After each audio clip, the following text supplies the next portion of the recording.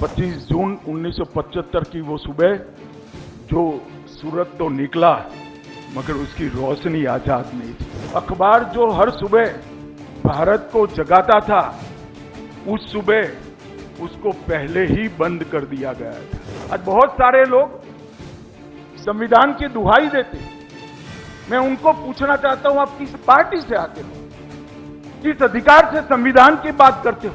सुबह सुबह 8 बजे ऑल इंडिया रेडियो से प्रधानमंत्री जी की आवाज आई, इंदिरा गांधी की आवाज आई, राष्ट्रपति जी ने आपातकाल की घोषणा की। क्या इसके लिए संसद की सहमति ली गई थी?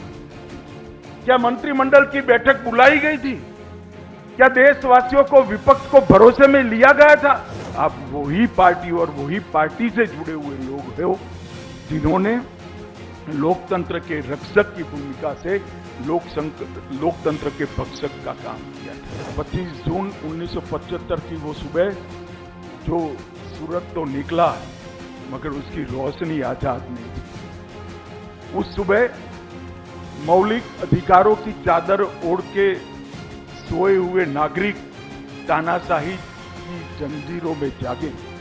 अखबार जो हर सुबह भारत को जगाता था, उस सुबह उसको पहले ही बंद कर दिया गया है। राजनीतिक भिन्नता जो लोकतंत्र का लक्षण और सुंदरता मानी जाती थी, उस वक्त ये राजनीति मत भिन्नता को जेलों की अंधेरी काल कोठरी में बंद कर दिया गया और संविधान की आत्मा रौंदकर जनादेश से बनी सरकारों को रातों रात गिरा दिया गया। मित्रों, ये बात इस देश की जनता ने कभी नहीं भूली और न भूलनी चाहिए, विशेषकर इस देश के किशोर और युवाओं।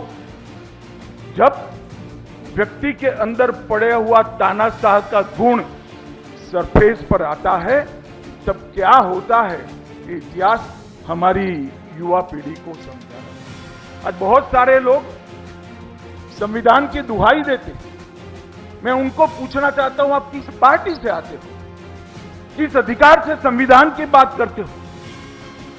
सुबह सुबह 8 बजे ऑल इंडिया रेडियो से प्रधानमंत्री जी की आवाज आई, इंदिरा गांधी की आवाज आई, राष्ट्रपति जी ने आपातकाल की घोषणा की। जो लोग संविधान की दुहाई देते हैं, मैं उनको पूछना चाहता हूं, क्या इसके लिए संसद की सहमति ली गई थी?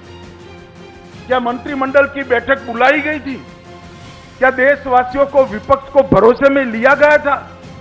और लोकतंत्र की बात करने वाले लोगों को मैं पूछना चाहता हूं, आप वही पार्टी और वही पार्टी से जुड़े हुए लोग हो जिन्होंने लोकतंत्र के रक्षक की भूमिका से लोकतंत्र के भक्षक का काम किया था।